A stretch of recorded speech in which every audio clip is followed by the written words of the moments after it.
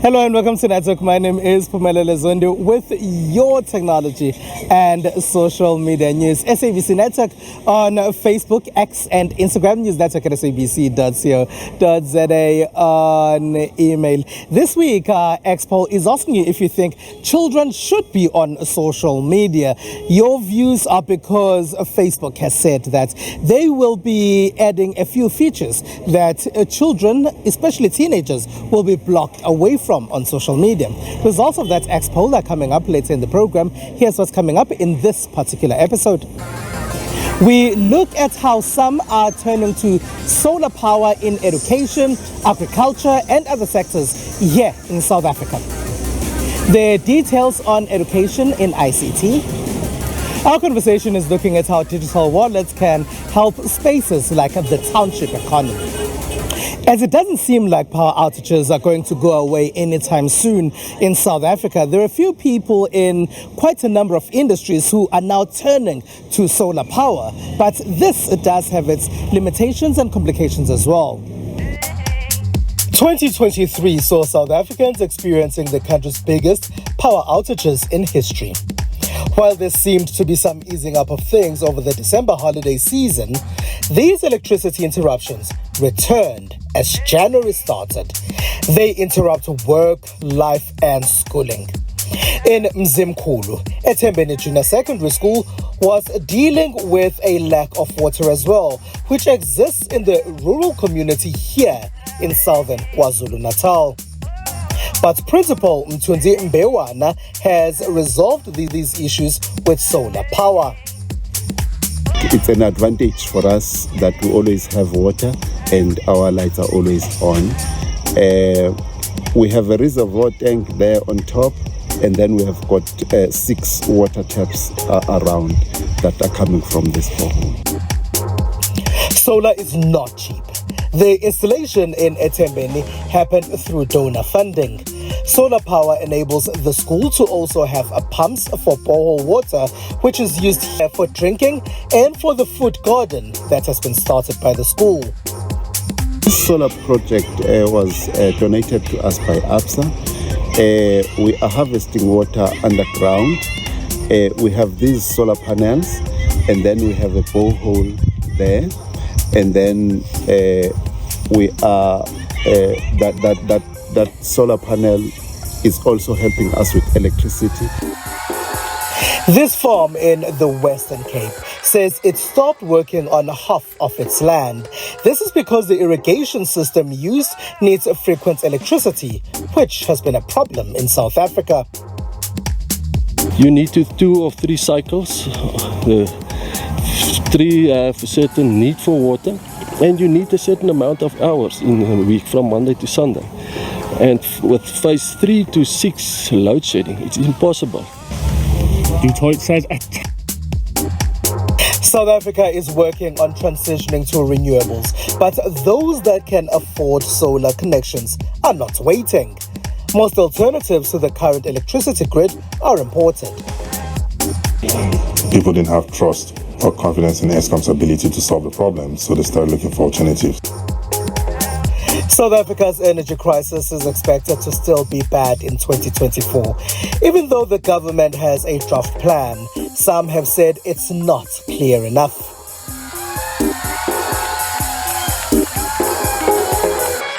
As the new academic year starts, there are probably some students who are about to apply to those universities and colleges. This next feature is letting you know what some of the possibilities are that are going to help you in your choices in education. With the release of matric results just around the corner, many students are contemplating their next steps. But for those who may not have the opportunity to attend a physical university, the world of technology offers a vast array of possibilities, and cybersecurity is one of them. The beauty about cybersecurity is that it's very inviting, so anybody can do cybersecurity. There are people who went from doing music to go to cybersecurity, people who are teachers into cybersecurity. It's just a matter of how much time are you going to put in to learn about cybersecurity and the security risks that people face or corporations face. But there's tons of free resources that people can use. For example, on YouTube, there's a lot of YouTube playlists that people can follow, to learn about cybersecurity. There's a lot of free resources as well. There's a company called Portswinger, so they have something called Burp Academy, and it's a free resource and is one of the best platforms that you could use to learn about web security about web security. Some of the resources include online learning and does not require one to have passed their matric with top marks. I think for my biggest recommendation to anybody who's like a matriculant who wants to get into security or into IT is to understand, first of all, build the basics of understanding how a computer works, how does the network work. Then once you have a basic understanding, there's a lot that you could branch into within cybersecurity. There's forensics, there is offensive security, there is what's the other one, web development, web applications. So there's a lot that you can do within cybersecurity, within the cybersecurity umbrella. It's just a matter of how much time are you going to put in to learn about different stuff to find what works for you. For those that want to enter into STEM careers but do not qualify for university entry, the Technical and Vocational Education and Training System serves as another way of furthering one's career in the field. Universities of technologies are also an alternative. I was in a technical school where I also took maths and science and English, because those were the most critical things that were needed. I did my N courses at a college till N6 actually, and then once I was done, that's when I went to that certain school that was offering it, and I met the requirements, went through the psychometric test, they check your way of thinking and all of that, and then from there on I just embarked on a journey and I never looked back. We have support analysts. That doesn't necessarily require training. That's something you can work yourself up in. You might also be a business analyst coming to join the team. So there's definitely opportunities for people that didn't go to varsity necessarily. As the matric results draw near, it is essential for our youth to know that there are diverse paths to success in the tech sector. From remote work to online learning, opportunities abound for those willing to embrace the digital age. Our Startup Corner this week is telling us about the work that's being done at Koi. I'm Satu Mloi. I represent a company called Koi Tech, P2I Ltd. We are a Soweto-based company that focuses on wearable technology. That includes the likes of products like smartwatches, wireless earphones, smart glasses, and related software services. So we started in 2019 as a software developer myself, and having done previous roles in various companies within the IT sector, I've always been interested in wearable technologies. And also, I suppose, as an entrepreneur and a curious person, my first smartwatch when I bought, I've always had that idea that this is something that can be done locally, So around 2019, when I bought my first watch, I started doing research to find out what are the opportunities and possibilities for a locally developed offering. We brought around quite a number of devices, broke them apart to see what's inside this particular product. We did thorough research to find out the manufacturing process, to find out the software that runs these processes, and we knew that it was not difficult, and we started the company Koi Tech with the view that we had wanted to start with wireless earphones. And quite interestingly, around 2020, whilst we were still busy with research and development, COVID hit. And that sort of forced us to pivot and start with smartwatches. For health features, because of COVID, it measures your heart rates, it measures your body temperature, it measures your SpO2, which is the level of oxygen in your body. Some of the models then also measure your blood pressure, and it was quite fascinating because around then the health scare sort of propelled people to want to be interested in products and services that address health issues. And for us, smartwatch was quite ideal. For sports, which is quite common to athletes, they use it to measure their activity. So when you are wearing the smartwatch, you will choose various sports mode that it has, whether it's swimming, whether it's running, whether it's just walking. It will measure your health status during that particular exercise, but as well as measure the distance that you've covered, because it works with GPS technology to measure exactly how the distance that you've covered, the speed, the pace.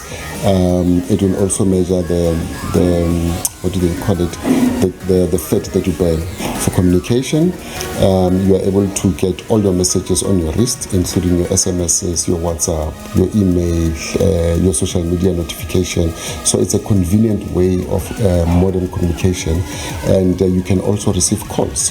For employers, it's quite important to get our watches as well as the related group application software to enable them to provide health tech-based and data-driven employee wellness solution. One of the days when employee wellness solutions is an activity that happens once in a while for corporates, and they will ask their employees to come with tights and stretch.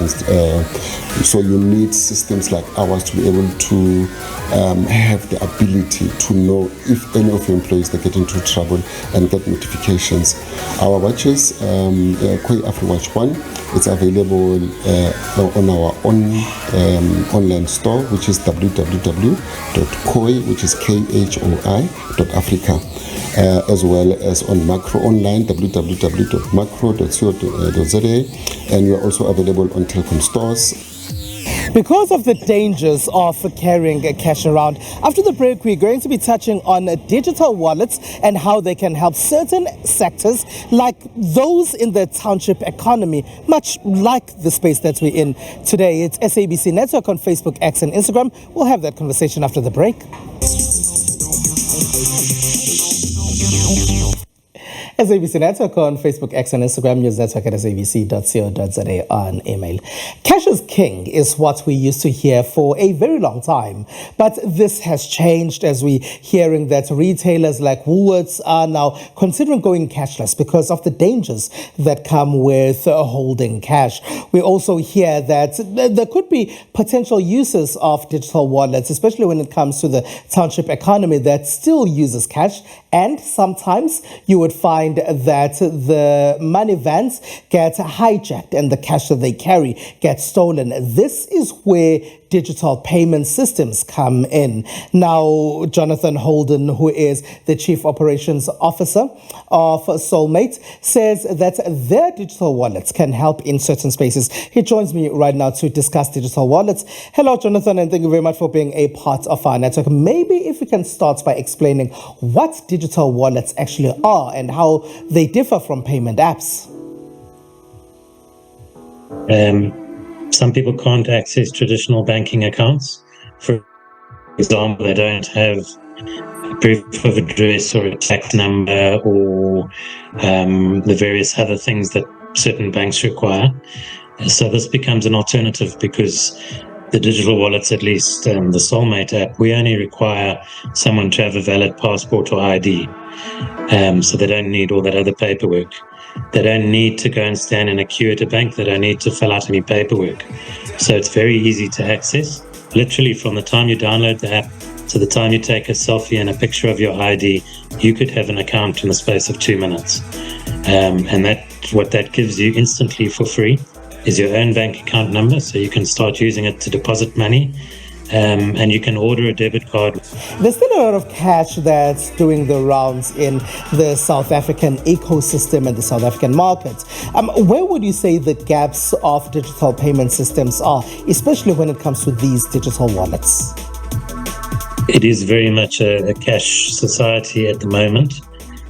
South Africa is a very cash-heavy economy, and it's been quite topical in the news recently with the likes of Woolworths coffee shops saying that they're not going to accept cash anymore for security reasons, and essentially that is a major factor. You know, cash is dangerous, can be lost or stolen. In fact, it even degrades. So the cash notes in our economy, they need to be recycled every so often, and that's a hugely expensive thing. So I always tell people, the more people that can be included in a digital financial ecosystem, the cheaper the cost of transacting and the cost of goods will be for everyone. Because remember, retailers and spaza shops and everyone else who accepts cash factors that risk into their pricing. So when Checkers gets, you know, the armed guards to come and take the cash from their premises to the bank, it is hugely expensive. I'm aware of this because I used to be involved in the insurance aspect of it. And to the extent that retailers can move away from cash, it saves a lot of costs in many different respects. It's easier to transact. It's harder to lose or get your money stolen. And ultimately, it just makes sense. There are a lot of people who are still afraid of using digital payments methods because of cybersecurity issues and the fact that their money can also get stolen online. How safe are these? The short answer is if you drop and break your phone, or if it gets stolen, your money is still safe. All you need to do is replace your device and then contact our support center, and they'll unlock your account and you're good to go again. And how much space, Jonathan, do you see here for growth, especially in the year 2024? Growth has been astounding, especially we saw a huge jump towards the end of last year. And traditionally, we've attracted a lot of foreign national citizens who, for obvious reasons, they struggle to get bank accounts in South Africa. So this becomes a very viable alternative for them. But more pleasingly, towards the last quarter of last year, we saw a number of South African citizens signing up. Yes, all right. Thank you very much for being a part of our network, Jonathan. That's Jonathan Holden there. He is the Chief Operations Officer of Soulmate, which is a digital payment method system, in fact, a digital wallet. It's SABC Network on Facebook, X, and Instagram. Use network at sabc.co.za on email. Don't go away.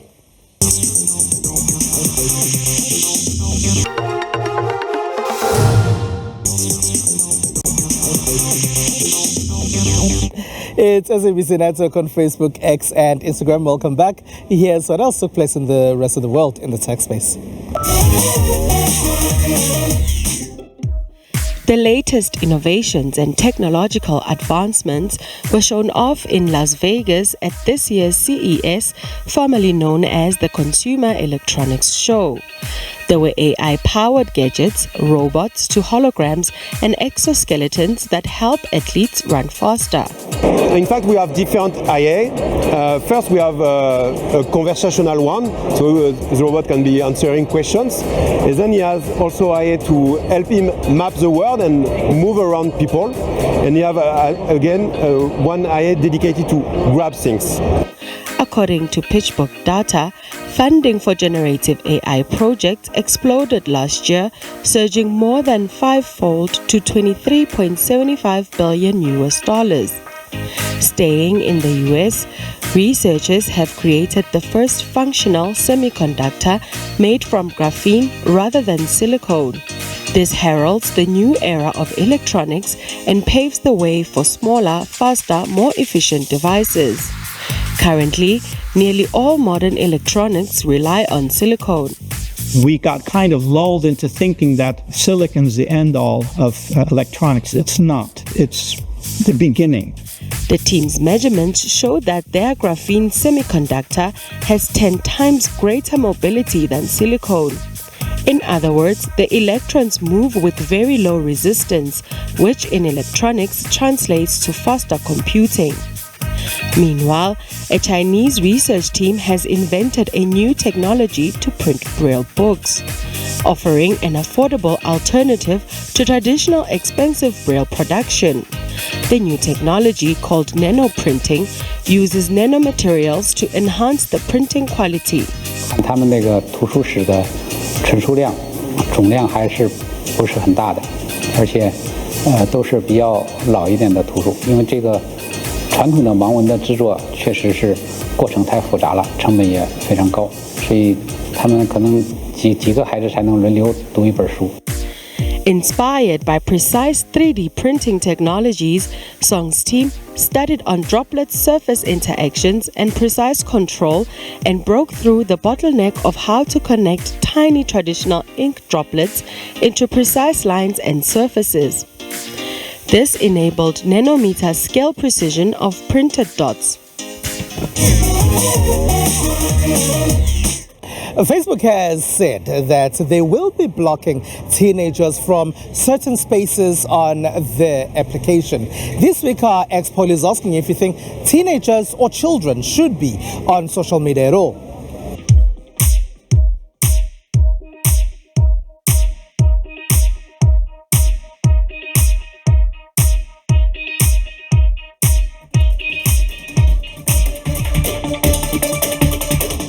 That's it. That's all we have for you. Find us on SABC Network on Facebook, X and Instagram. News Network at sabc.co.za on email. From Ms. Pumela Lezondi and the rest of the network team. Have a good one. Bye-bye.